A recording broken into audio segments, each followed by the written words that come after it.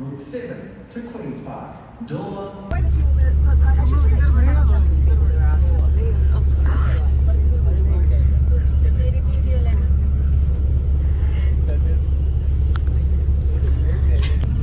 Either I won't have field trips or I'll charge the students. No, but if you make sure everybody's coming. What? If you make sure everybody's coming. Does anyone know where Joel is? I think so. I thought you said. He said just for 2 minutes. See, Where is your friend? but that He's on the way, just 2 minutes away. How far away? 2 minutes. On the way? Were you not listening to instructions, Leo? I said, but I can't find you on Google Maps. I showed you a map and everything. If you're postgrad students, you should be able to read a map. Oh, they had us meeting on the other side of the road because they. Right. Okay, we can go, driver. Very late. I'm meant to have a list of everyone's health conditions, but I wouldn't drink them. I'll sit here this morning.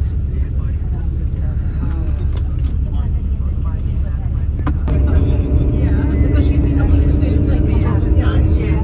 Whereas when I looked at it, it was like, it was a big individual. It was a lot of time setting up roads and groups and stuff. And then and the thing you can just write it. Just spend the time waiting for the examination.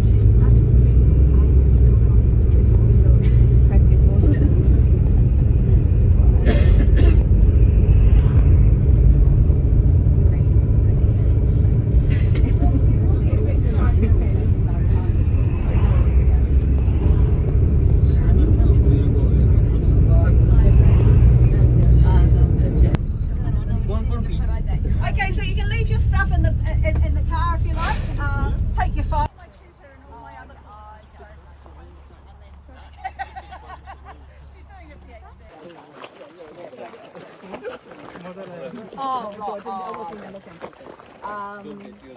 And it's sunny in Christchurch. It's all clear blue Yeah, skies, we've so- just had fog, so it's just going down the Hurunui. So. I'll leave it to you guys. 400 degrees. Yeah, well, good morning, kia ora.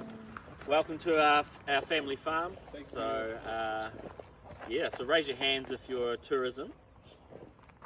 Yeah, and then obviously the rest of the business. Yeah, so I guess Oh, there is one other option. It's Land and Society, but yeah, mostly those two. land and society, that sounds fun. Who's doing that? Oh, nice.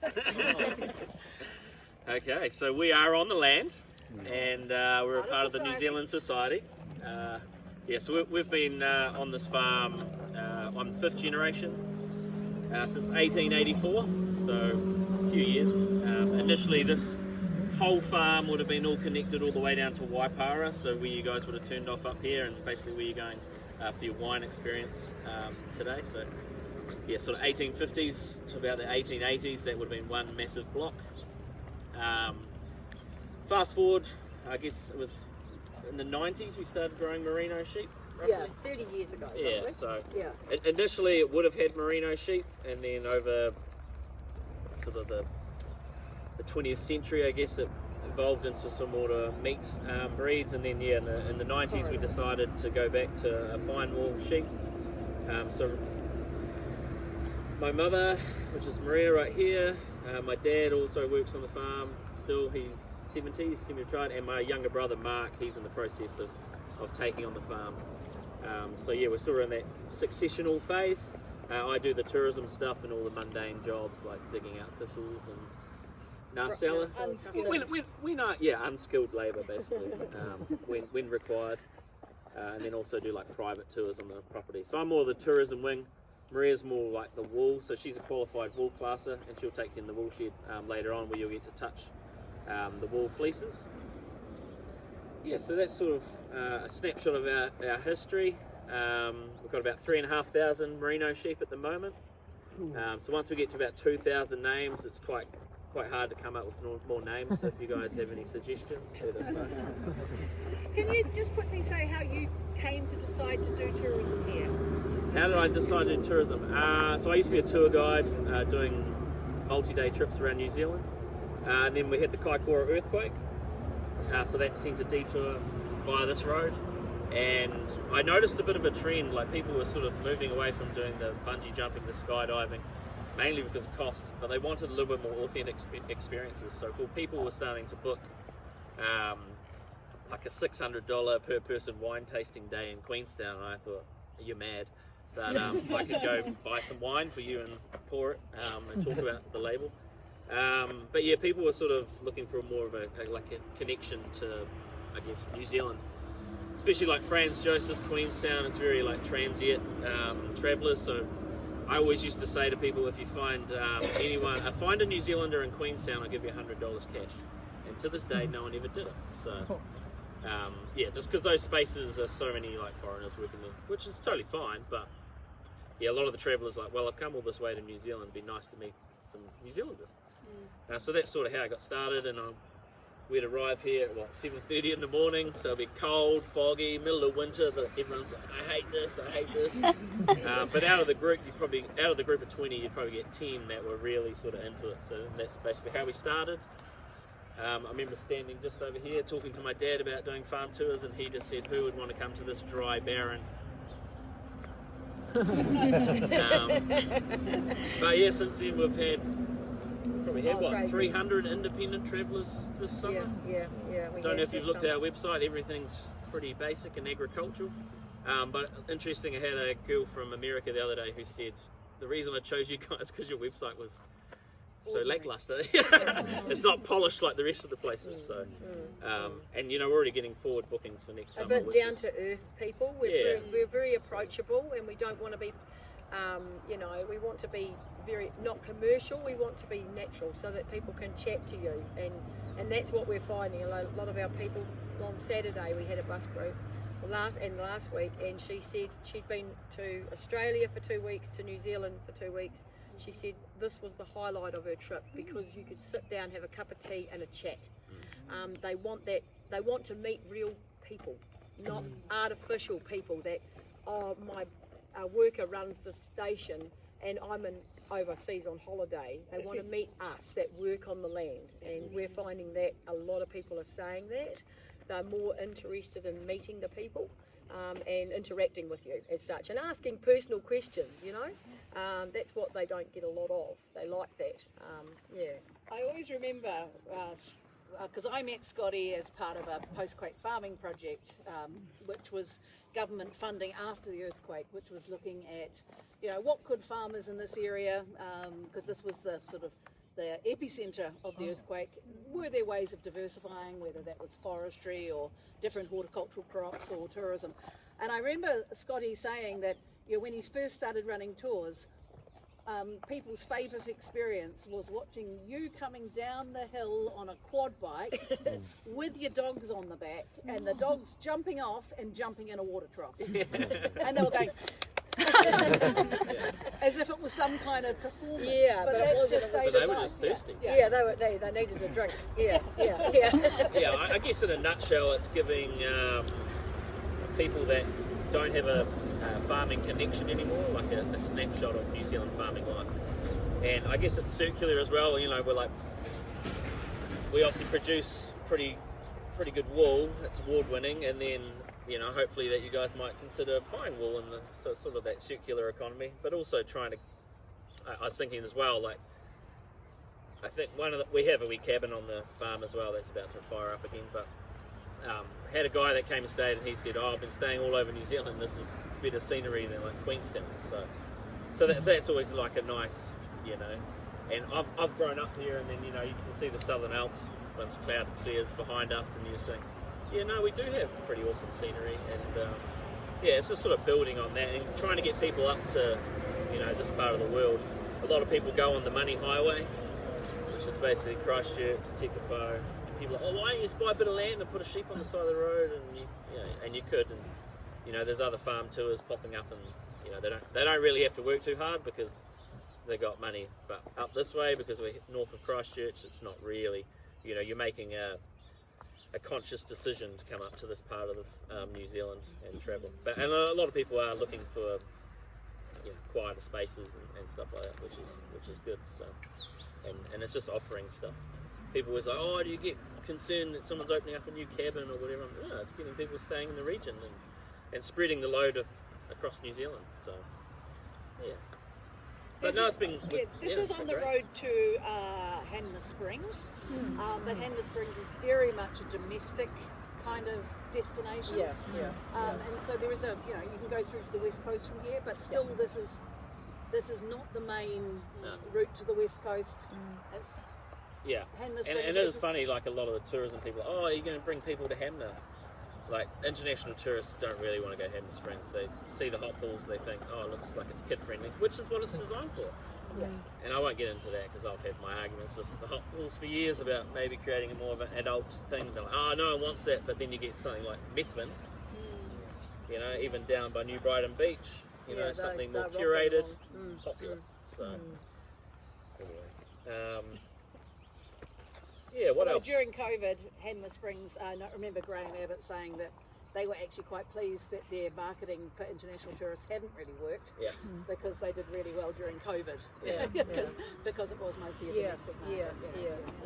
Just curious, how do you get your clients? Do you advertise? Social media? Yeah, I've still got like Instagram and stuff, and at Christmas I was like, oh, I haven't posted anything in 2.5 years, so yeah, life gets busy. And then posted something, and then honestly within like 30 minutes we had 5 bookings, and I was like, oh, maybe I should do more of this. I've recently fallen off the bandwagon again, haven't posted as much content, but yeah, it was interesting that clearly people, you know, I guess a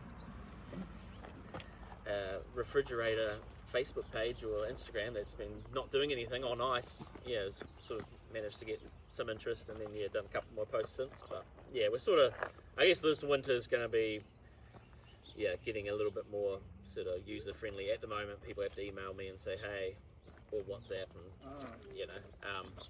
or they can book on TripAdvisor, which I have set up, but it's more like getting something on our website that you can instantly book, because that's what people want nowadays. They don't want to email me, you know. Yeah. But I guess a lot of our demographic European and generally older travellers as well. So they're sort of like the other day I got an email from Germany and they're already booking for a tour for March next year. So yeah, which is interesting. And same with like the tours.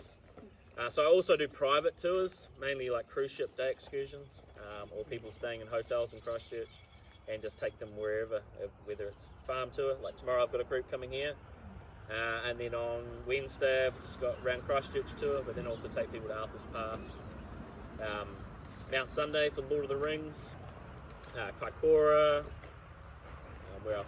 Akaroa, and just whatever. You might get people emailing you and saying, oh, we want to drink beer for a whole day, and yeah, we want make a that driver. happen.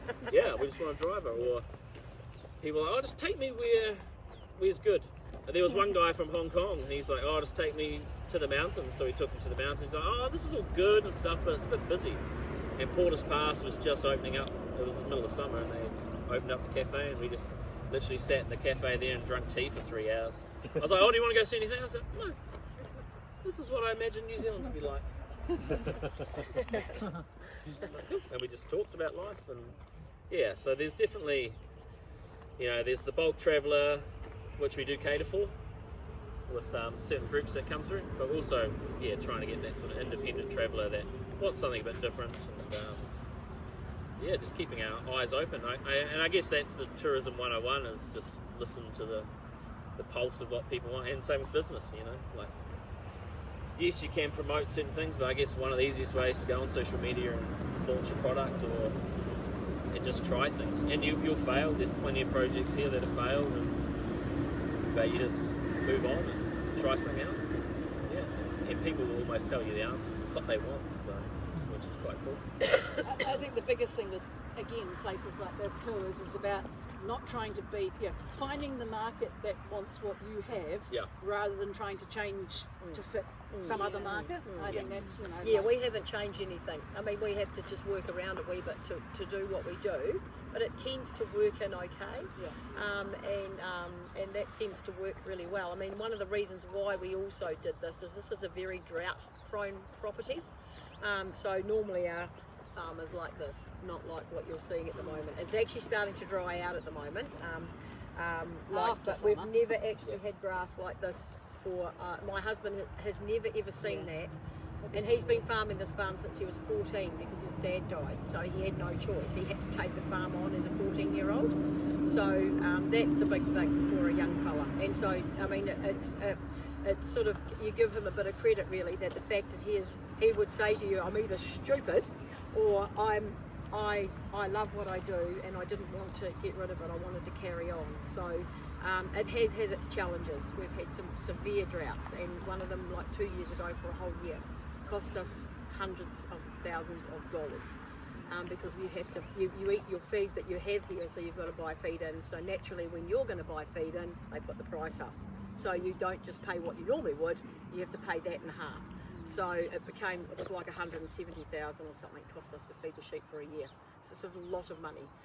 So that was one of the other reasons. And we want people to come and see what we do here, because you have this perception in the world that a shearer cuts a sheep and that's all they do is cut them, but they don't, or they abuse them. They don't do that. You see that on TV, but it doesn't happen. It doesn't happen here, most certainly, anyway. And there's things like that. Farmers, we have to look after our sheep because our sheep bring in the income. They're our livelihood. So you're not going to go and say, well, damn you like that.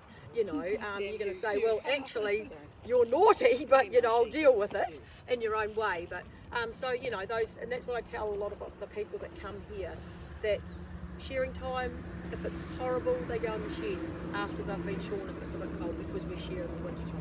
And we love our sheep. Our sheep bring us, they're a pleasure to work with, and they're a joy, and what they produce is even amazing, So all those little things, it's all part of the package as such. So, yeah.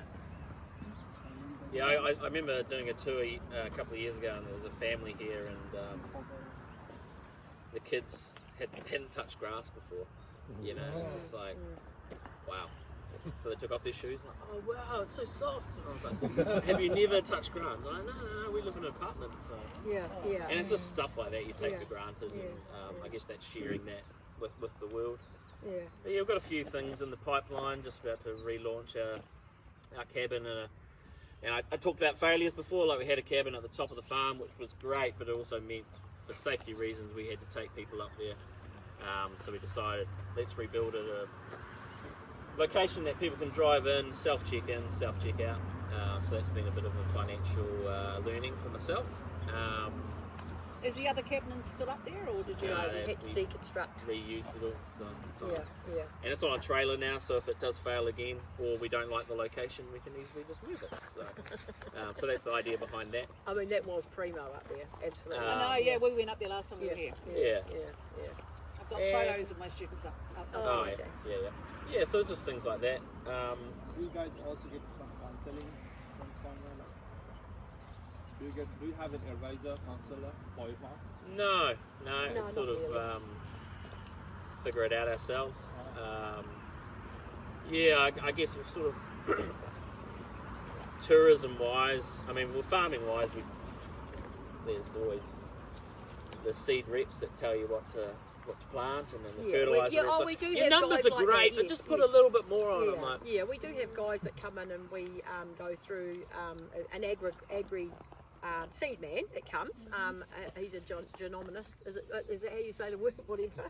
And he specialises in coming and he'll say, put this kind of seed in because it is drought tolerant, or it'll help you get through the drought. So as soon as you get a bit of moisture, it'll pop up. So we do have people like that. We do have people that help us sell our wool too. You know, all those things. We've got special agents that come and do that with us. And so all those things are all tied up into where they go. So we are forward thinking that way. it's like specialists. Yeah, specialist people in their specialist jobs. But probably not around the tourism side so much. No, not No, really tourism. no. I guess you chat to other people who are involved. In Yeah, and that's what I was tourism going to as say. Like, there's a lot of other people around the district that are sort of doing the agri-tourism, so you can sort of throw ideas off them and see if they've tried something and stuff. But yeah, generally people are pretty open. But yeah, like I said, just because we're up here, it's a little bit more. We don't have the high volume of traffic, but yeah. How So was your first time experience? Like, how did you figure it out? Okay, people want this. just trial and error, really. well. I remember you told the story about bringing two women. I think they're from Canada. Probably. I can't remember. I can't remember. You brought them out Refresh here me. to do a little bit of a recce sort of thing? recce. Oh yeah. And their highlight of the day was picking a peach off that old peach tree. Yeah, so that's right. And then you said, you said, oh, how much do you want for this? And you said, oh no. Yeah, that's right. Yeah, so I just finished a tour of Jet Ventures, and they had an extra day in Christchurch, and I said, oh, if you want, I'll take you to the family farm, and just pay what you feel it's worth, and yeah, come out for the day. And we just sort of did a little bit of the sheep yards up the top of the farm, and I remember down here actually with we were feeding out, so dry. Oh yeah. That other year it was really dry, bit of a trend. And yeah, they actually gave me like $150 each per person. So at the moment we're just charging $85 for the sort of small group tours. The larger group ones are anywhere from like 40 to 50, depending on what they want. Some just want like an hour here, see some sheep, do a dog demonstration, then go on, and then some want a cup of tea. Yeah, so the main one we do is dog demonstration in the wool shed, and then over to the gardens for a walk around, and then cup of tea and some light food as well. And that's around about 90 minutes, meant to be 90 minutes. Yeah, I'm getting better. Yeah. I am much better now. Tour managers are like, we need to get going. Yeah, So, yeah. Run. that's sort of the main one. But then other groups are like, we'd love to do like a barbecue lunch and stuff. So we're pretty flexible. Yeah, And then obviously just charge it accordingly. Yeah. Yeah, so it's, I guess, just trial and error, like bringing people here. Like I had, so that group I just mentioned was a lot older, so they were probably like 35 to like, I think 75 was the oldest, where the younger groups that I first brought here were just anywhere from 18 to 39. So generally the low 25 were just like, do you have Wi-Fi? And anything above that was like really engaged and really interested, and I guess have lived a bit more of a life.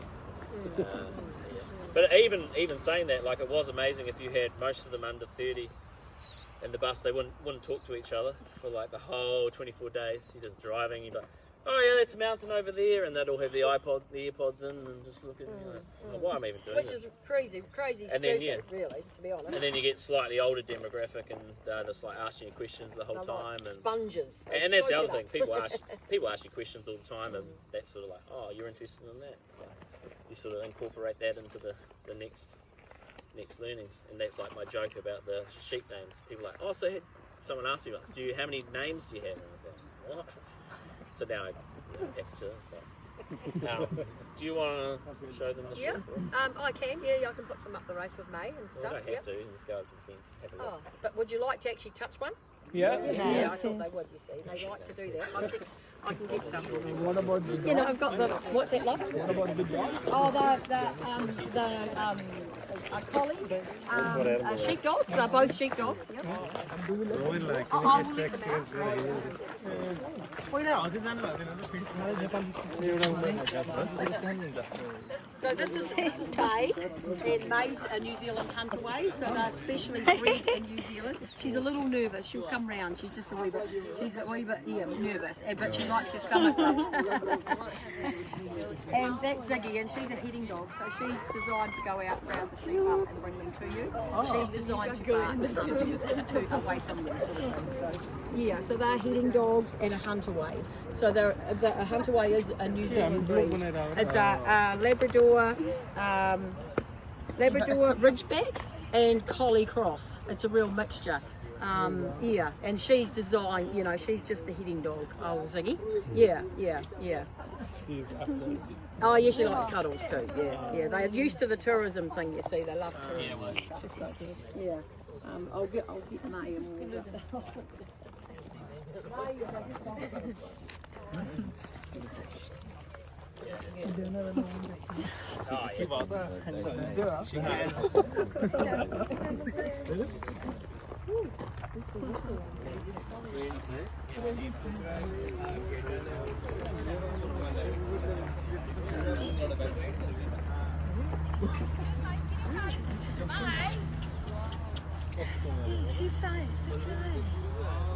Gujarat में नहीं देखेगा ship का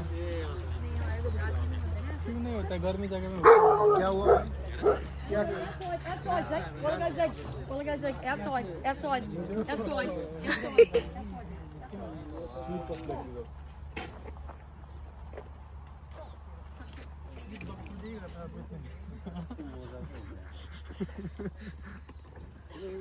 नहीं भाई आप पढ़ो आप tour वाले हो पढ़ रहा हूँ भाई वीडियो बना रहा हूँ हाँ बना लो आपके काम आएगा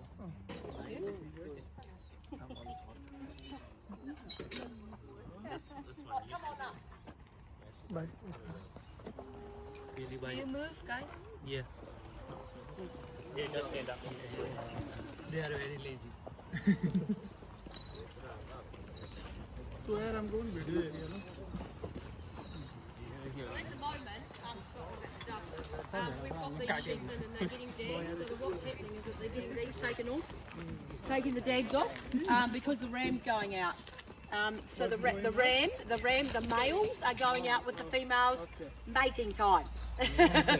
Yeah. Yeah, just come up so you don't get dust all over you. So that's what we are doing at the moment. So they're getting tidied up around the bottom, and a bit of fly protection and a vaccination with selenium. So yeah, come right up.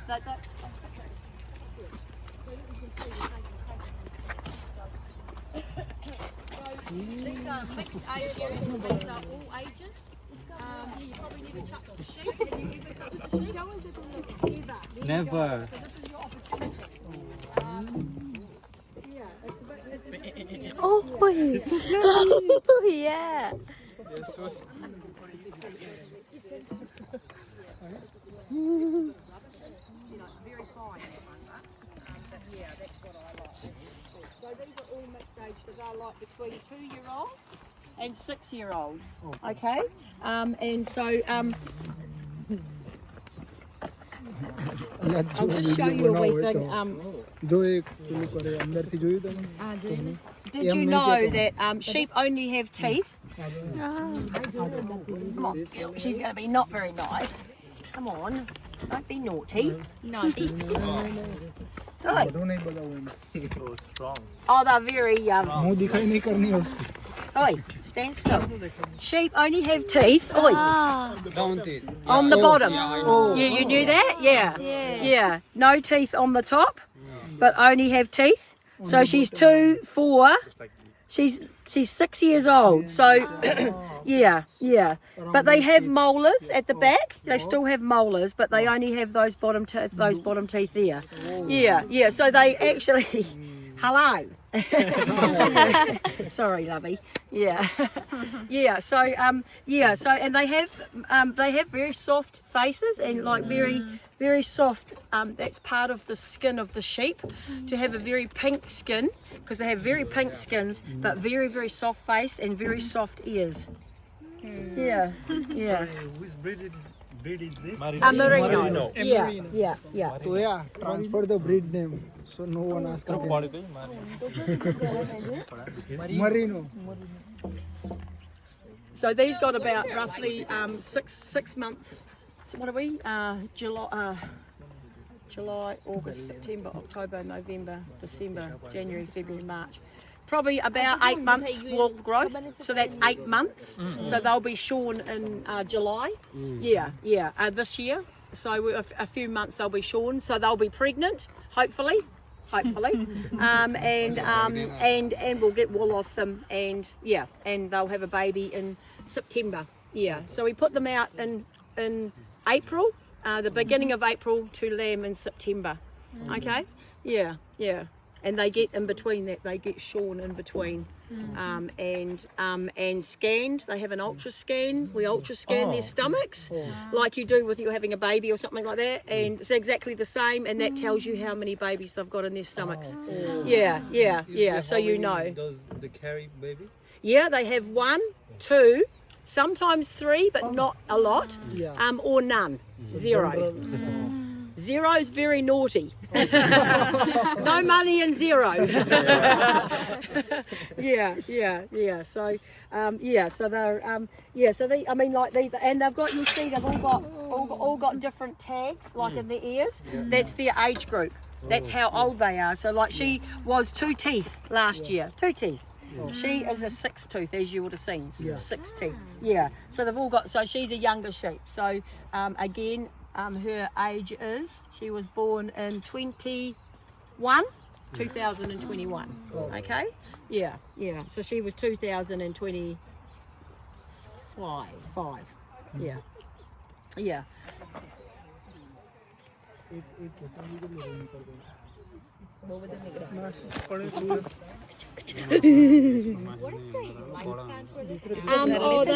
A sheep will live for as long as you want, really, but productivity wise, for us here, normally in a very drought prone area, we will keep a sheep till she's 6 years old. And then 6 years old, she will go down to, hopefully we can on-sell her to another farmer. He will take her on and he'll put her in lamb, get a fleece of wool off her, and then her end of her life, he'll do what he has to do with her, basically. So you get that little bit of a time like that with them.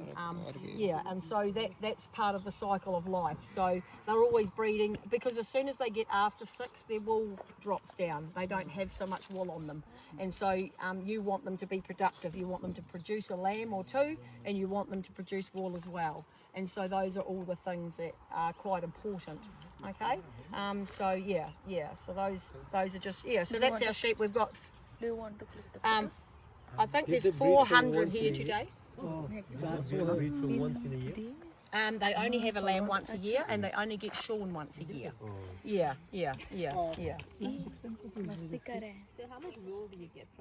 I'll show you some of them in it. In the shed, I've got some really lovely fleeces there. So we'll go inside.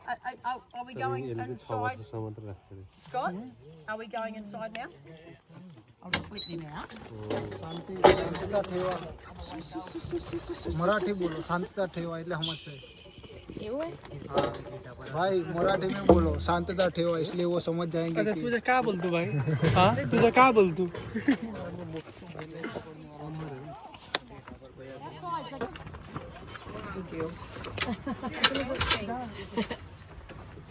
जाऊ Ayusha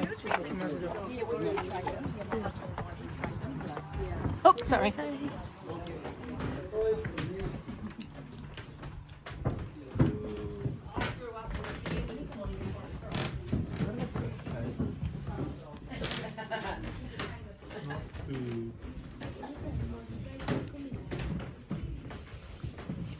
So what I do in here is when I have some in here, this is all part of the tour. Okay.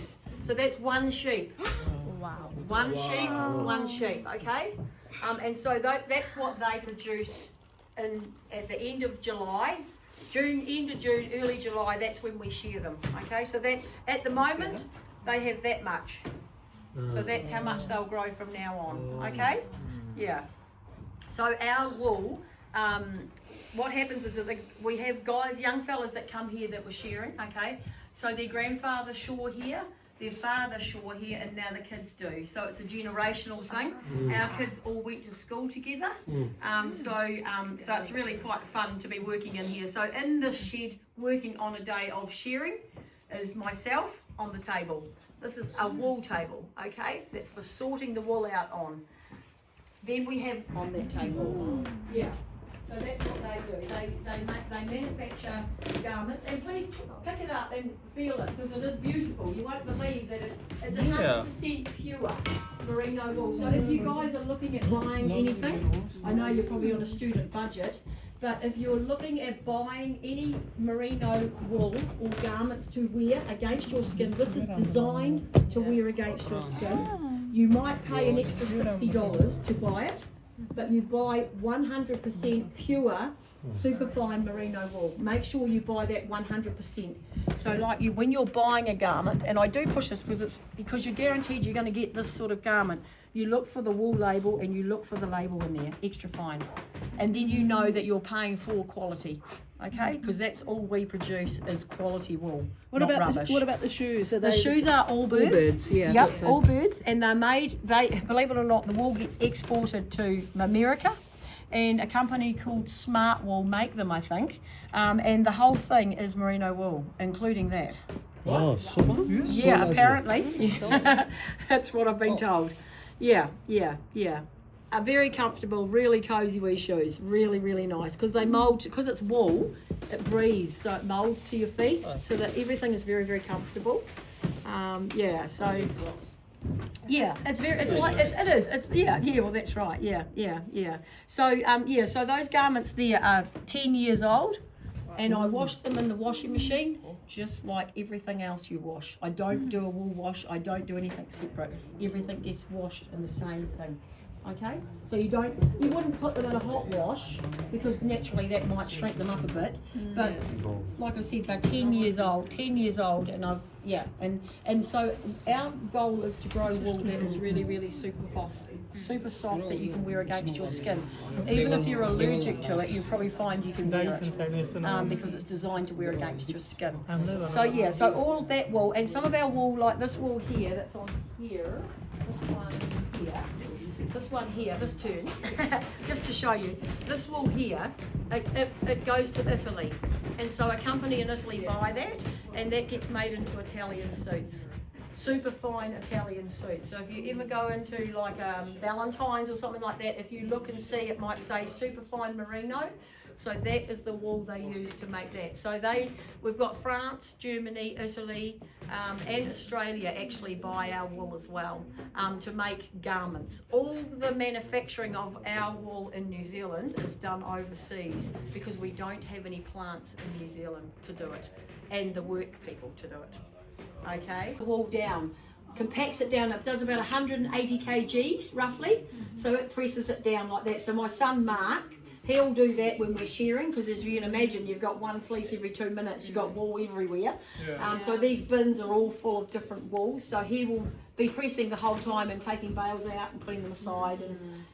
And so that's like that. I was talking about the tent on the wool table, that wool table, see how he's throwing it and it's landing on the table. So that's what I was trying to explain to you. It just lands on that table, and then I sort it out. And these are all the people. That's like the shearing and all that sort of thing.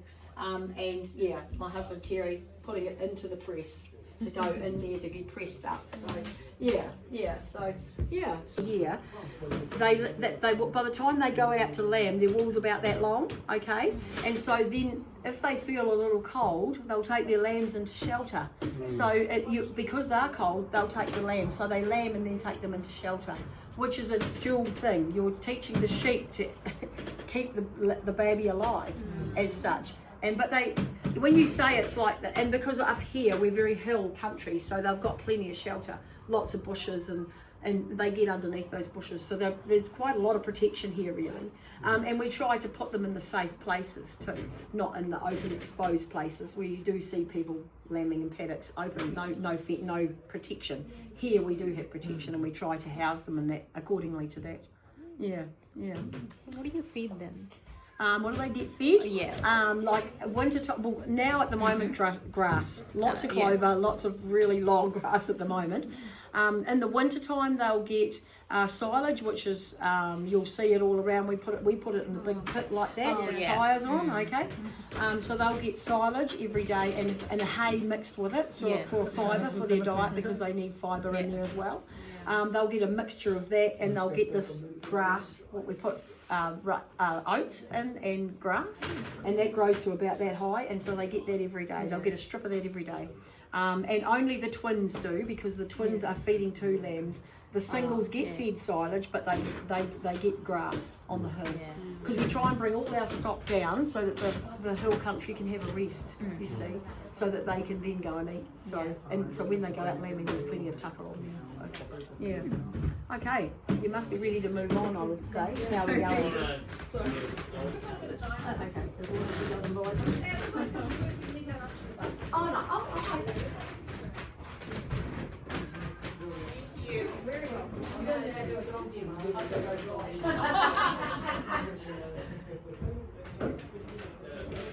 you know, that's my pussycats. Or my puppy. You could probably eat my dog too. My dog's quite small. We have one.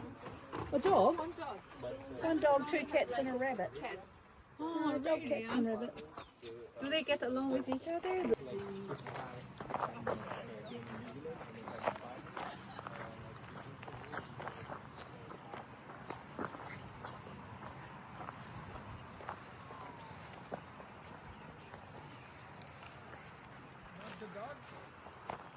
Yeah, Maria stopped talking to I was going to see you out there around. I was going to see you out around.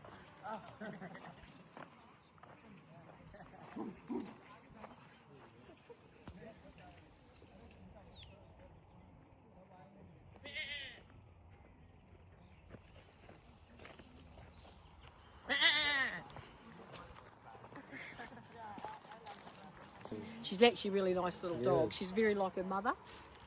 So the other dog my husband's got at the other farm at the moment. So she's so like her mother. It's not funny. She's aren't you? Hey, very very. Her mother one day, Terry was up the hill mustering, and he was bringing the sheep in, and he sent her out, and he thought, God, she's taking ages. Where is she? Went up, looked, couldn't find her. So he thought, well, I needed to come down. It was coming for tea time, and he said, well, I need to come down. I'll leave it. She'll come back when she's hungry. No dog in the kennel in the morning. Oh, where is she? So he went back up, and the next day to see, and she'd round the neighbour's sheep up, and was sitting with the neighbour's sheep and sat there all night and held them in. It didn't hurt them, just held them in the corner. So once he realised what had happened, that's the sort of thing they do. They just held them in the corner. So no, so that's what had happened. So but they're very intelligent, extremely intelligent. Yeah, very intelligent. Do they always go to the neighbor's farm? Oh, not normally. No. Normally that doesn't happen. Yeah, normally, not normal. Yeah. Oh, May just loves May loves patting. She's a softie, absolute softie. So. I know.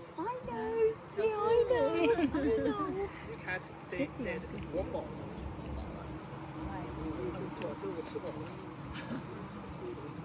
Down. No, down. Right. They've come down, they've come back up again. I don't know what they're doing. Those two. Right, well I think that we are not sure what the plan is. A cup of tea. Cup of tea, right?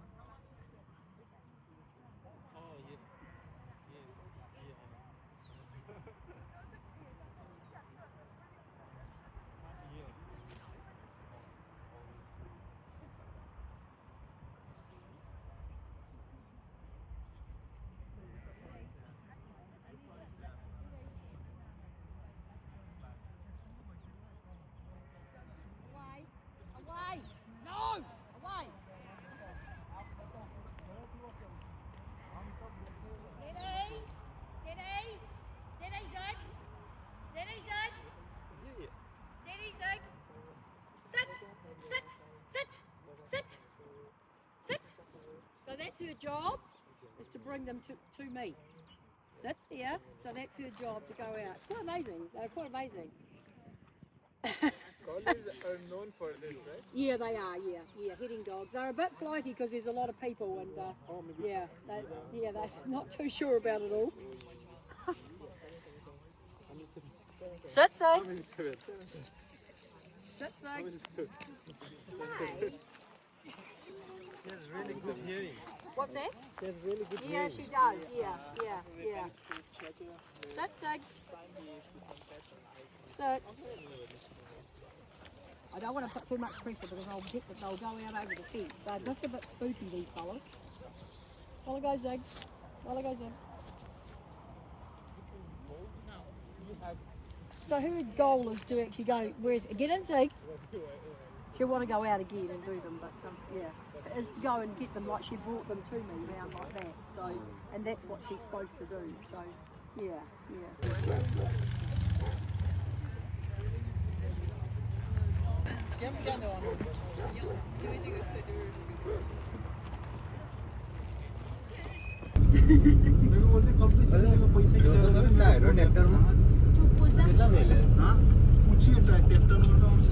Oh. Do you mind take your lunch out here? You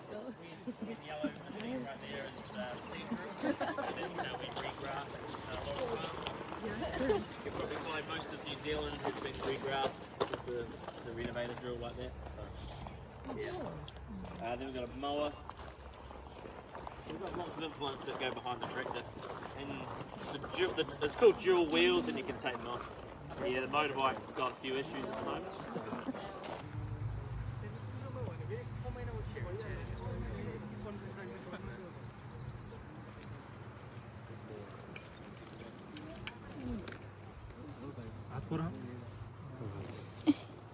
organic हो होइन यसलाई खानु पर्छ हाँ भाई इधर सब organic ही मिलता है इसलिए खाने से पहले सोचना नहीं पड़ता होना तो पड़ेगा थ्याङ्क यू थोडा दे दो बस बस बस खै दिनु खानु पर्दैन मेरो त यसमा फाल्दो नहीं नहीं तुम अलग इंसान Help yourself, you want more?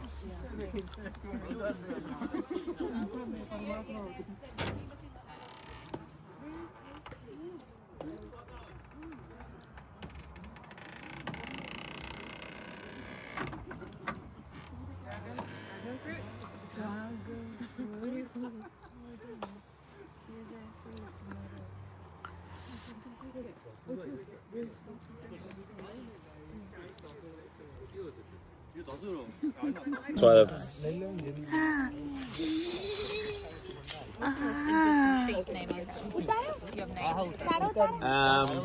well, that one's Henry, and we had a Henry the first, but he sadly died. We had a bull, like a cattle, that was named Henry, and he died as well. So my dad said Henry is no longer allowed on this farm. It's a bad name. No, unlucky. Yeah, but you can see the difference in the wool. So these guys are like 17 micron, and he would be more like 25, 30. So. Yeah, so just grab a little handful and just put it down in front of them, and they don't need it. But this is just like a grain mix. There's like corn in there, and this is like wheat and barley all crushed down. And there's some loose barley and stuff in there, and molasses. So if you're a You can't see it. नहीं ले सकते वाला में भी जो red है वही ले ले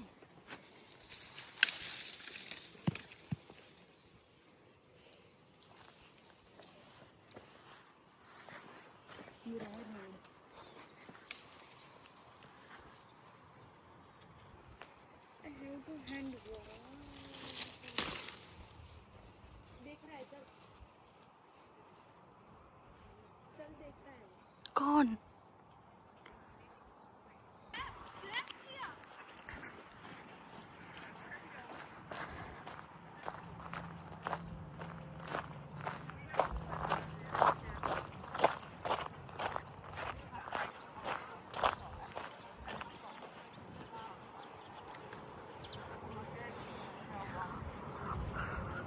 Oh my god.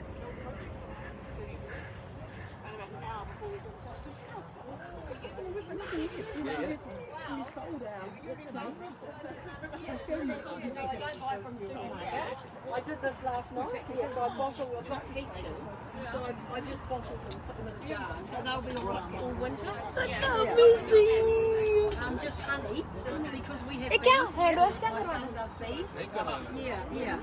So just honey and water. Honey and water, no sugar, just honey, natural. Yeah. So so like you know how you go to the supermarket and you buy peaches in Yes, a tin? yes. That's what that is. I made that last night. Oh, last Yeah, night. yeah. So I have my own fruit. Put it away and use it all winter. Yeah, they're pears, like big. We've got pears on the tree, big green pears like that. So I made them. Yeah. Do you like boil them? Yeah, you put them in a pot. You chop them up. You see the grape tree over here.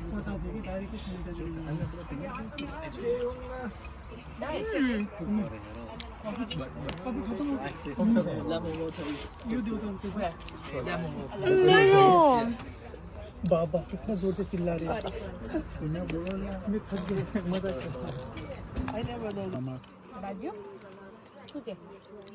ઉપાડનો silent હતો મેં કયો પણ એ નહીં ઉપાડતો ત્યાં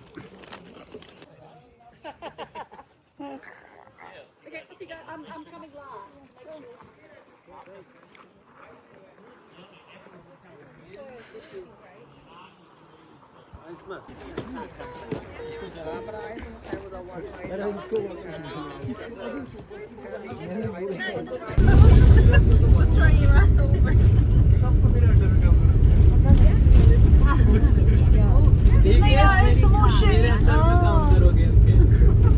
कब आप under में ले लेंगे पता ही नहीं चलेगा वो सपने में लिया ये डबल बाबा शॉट सपना भी फिर सच लगेगा मैं थोड़ी क्या भाई के नाम से है भाई आपका नाम Yeah, you can just go this. तो ये भाई Right, yeah, I would have taken that. It would have been easily corner. वो तो अलग लेवल का है वो ज्यादा तो बात नहीं करेंगे वो सीधा करके नहीं खाना हमारे चाहिए हाँ वो बोल रहा है कि Yeah, right round. ग्लास कम हो जाए उससे अच्छा बंद रहेगा तो ये तो पीता है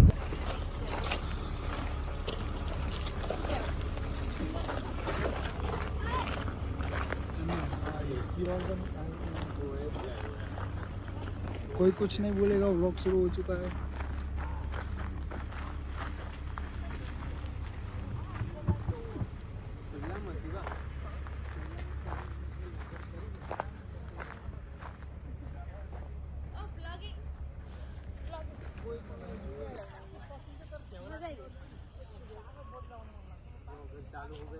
वीडियो लेने के लिए हमें भी ले लियो हाय दोस्तों हम हैं आयुष्मा के दोस्त આ વાઈનમાં વપરાય તને ખબર આ મને ખબર છે તમને નશો થઈ જાય બ્લુબેરી નહીં હોય ગ્રેપ્સ હશે ના ગ્રેપ્સ ના હોય હા એ જ ને મસ્ત હે पर स्वाद तो द्राक्ष जेવો જ આવે ફરમેન્ટ પેલું એ હુકાઈ ગઈ આખી હવે આને ફરમેન્ટ કરશે જો કે આ રીતે ખવાય નહીં તો સુકાઈને ગાનું પેલું એ કરે ને પહેલા સૂકવે પછી ફરમેન્ટ કરે આને પાણીમાં નાખીને ઢાંકી દે ને તો તડકો ને ના મળે ફરમેન્ટ કરે દહીં કેમ બનાવે છે આપણે ટાંકી દે પેલું નાખે આ તો પહેલા ખાતું છે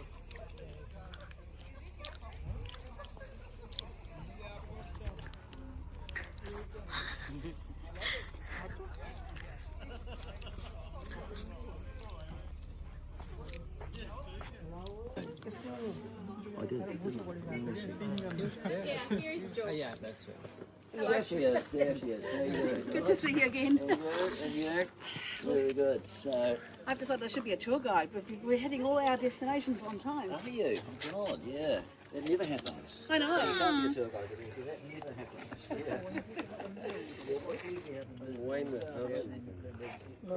Scotty's farm dogs Oh, have got really used to people now too, and one of them refuses to round up sheet anymore, just lies on its back waiting for tummy rubs. So, okay, everybody, if you can come over here. Once you've done your photos. photo time. Very good. So this is Kirk Bray. He's a graduate from Lincoln University, amongst other things. So long ago now, I have to say. So long ago. Also, you know, obviously you can see we're in the middle of harvest. So thank you for taking time out of what is a very busy time of the... It's the start. You're just starting, yeah, are you? just start. This is day one of harvest. So, yeah. We're lucky. So, Just- well, if I'd have known, I would have not got the pickers in. And you could have come about an hour earlier and just like An authentic pick all those experience. roads. Yeah, we should have got that. Much better. So yeah, all good. So.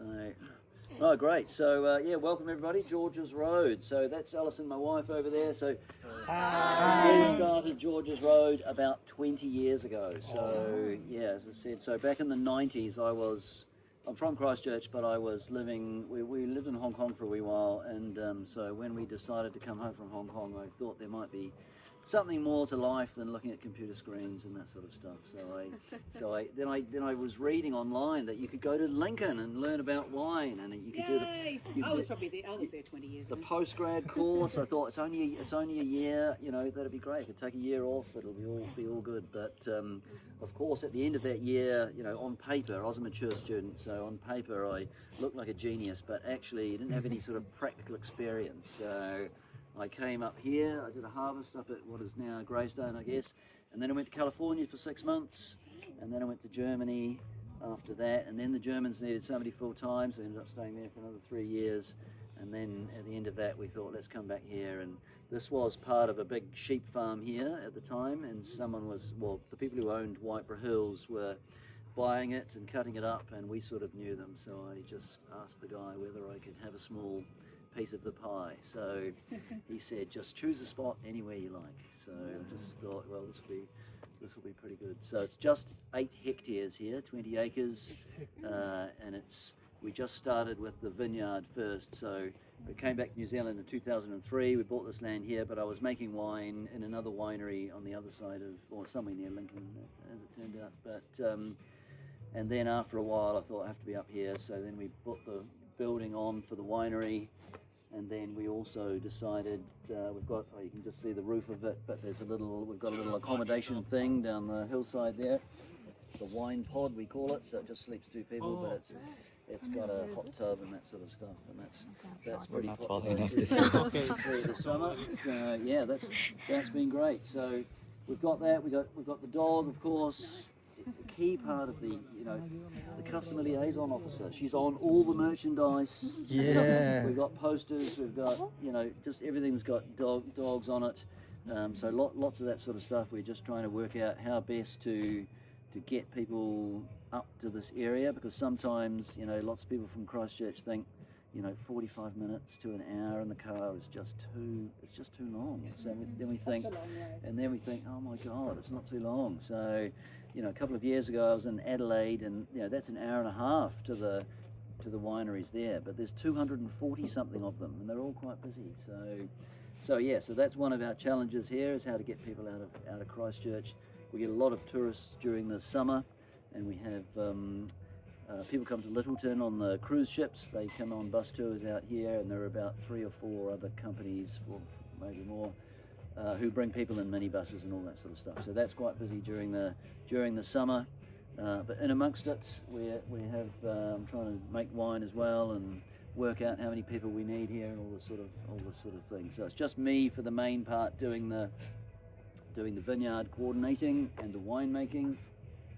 We've got 1 or 2 people working in the Salador on a part-time basis, and Alison here maybe half-time as well, and me all the time. So it's a balancing act about how best to do it and work out, because when you're only on 25,000 grapevines here, so you're only making about 30,000 bottles or something like that.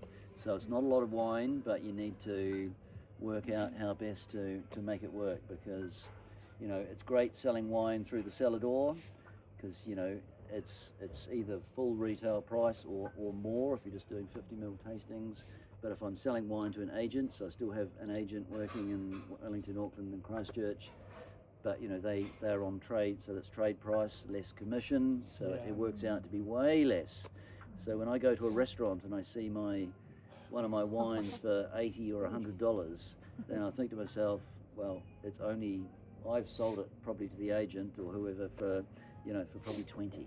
So someone else making the money there, and it isn't me. So then you have to work out how much you want to sell through a third party, and how much you can sell direct. So initially I thought I could do it all myself, which was a stupid move, but because you can't do it all yourself, it's easy to get people to take wines, and then but you have to sort of end up phoning about 100 people every single week just to find out how they are. It's just all a bit too much. So there's a real sort of balancing act about things we can do. Now, so we are growing here Syrah, which is unusual for this area. I was probably the first person to put Syrah in any great sort of volume in. So I've got 2 hectares. There's only 8 in the whole district now. But when I put the Syrah in, just about everybody said to me at the time what an idiot I was, because it wasn't going to ripen properly and it was, not the wrong variety for Waipara. But it's turned out to be totally great, because something going on with the climate and it's getting warmer. It's great. So we've got that. We've got Riesling and we've got Pinot Gris and some young Pinot Noir here, and I've got a couple of rows of Gewürztraminer just for interest. And then there's a gap in the middle, because when I'd come back from Germany, I love Riesling, and I put half the vineyard planted in Riesling, but not everybody loves Riesling as much as me. Lots of people in wine love Riesling, but as it turns out, lots of regular people don't love Riesling as much as us. So they always think it's going to be sweeter, and then they don't want to try it. So anyway, so I took out 2 hectares and I put young Pinot in here, but there's about half a hectare in the middle that hasn't yet been replanted. So if you've got any great ideas, I'm always canvassing opinion about what it could be. Let me know, no problem. I saw some vines just coming in that look completely neglected. Is that someone who's gone bust, or? No, they are. That was actually back in the day. Someone from Lincoln owned that block and planted them. Then moved to Blenheim, and has subsequently been through about 3 hands of people who are living in Amberley, growing grapes because they like to grow grapes, but so they're just making whatever they get off it in their back garden, and about 10 times a day I have to say to people coming in here, those are not my grapes. No. they look terrible, they're not my grapes. So anyway. Hey, are you tasting? Yeah. Alright, let's bring out some wine here. Thank you. Thank you. There we go. Let's have some rosé here. Got the rosé in a minute. Good.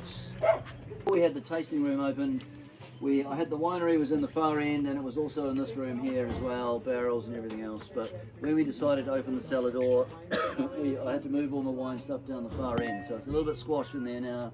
But that was just what you had to do, because apparently it's all about the customer, isn't it? It's great to make wine, but apparently you have to sell wine. That's the key factor. So, yeah. You're getting a free water. That's what you're getting. Yeah, very good. All good. So anyway, so rosé from Syrah. That's not that usual for a lot of New Zealand rosé, but it's fruit that is picked earlier. It's earlier picked than the red wine, because we want the wine to be maybe not quite as ripe, because I want it to ferment dry. And then once it's dry, it have a little bit more acidity. it'll be one of the first grapes. So we can have a look. I've just picked in some Pinot Noir, so we can let's have a look down here and we can see what's happening down here.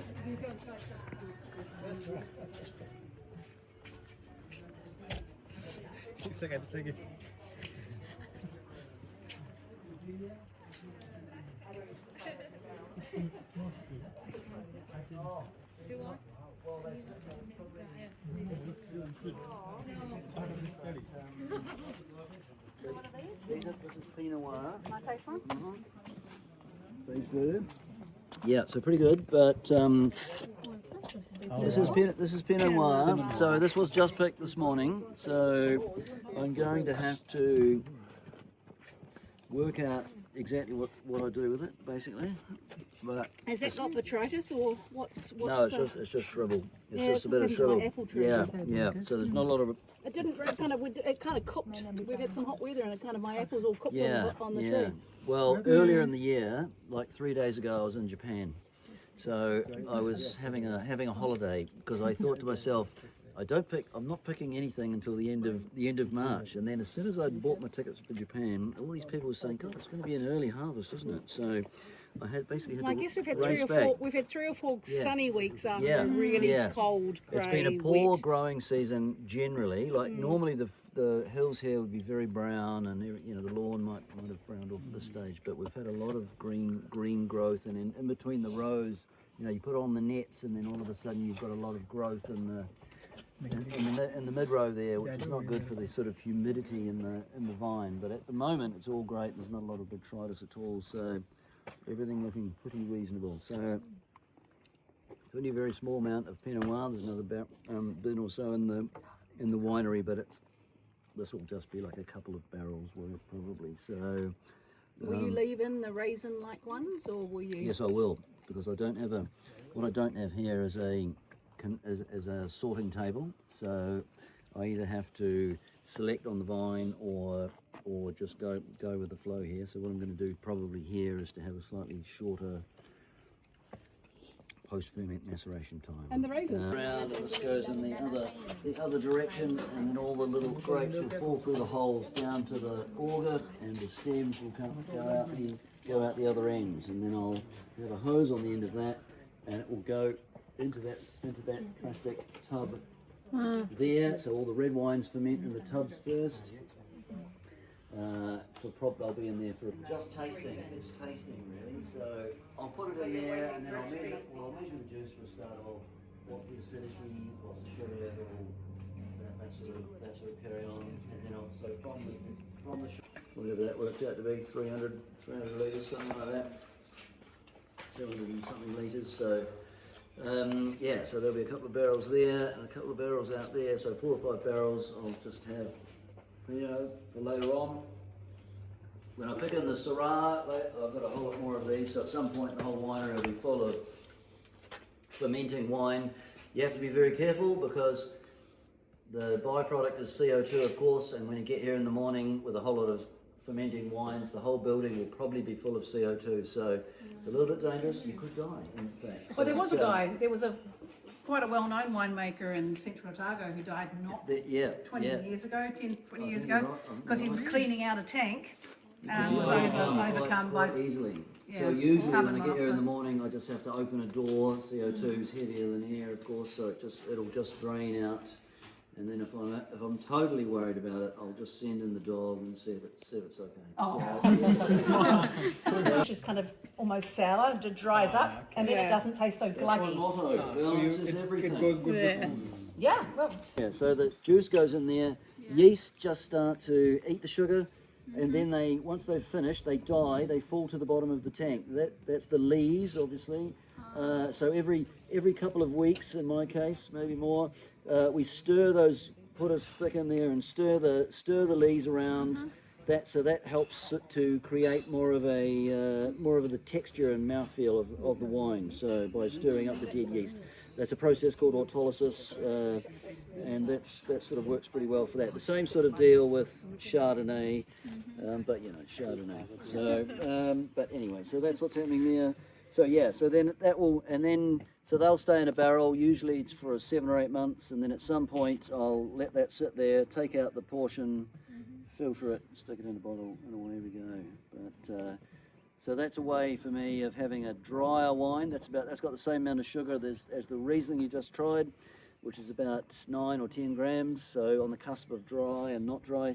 But it has much less acidity. Pinot Gris has much less acidity than Riesling. So it probably tastes a bit sweeter. it's people think it's sweeter. Yeah, it tastes sweeter, but it isn't. So I know it's a young wine. It smells a lot of alcohol-ish as well. But I would say the fruit in this one's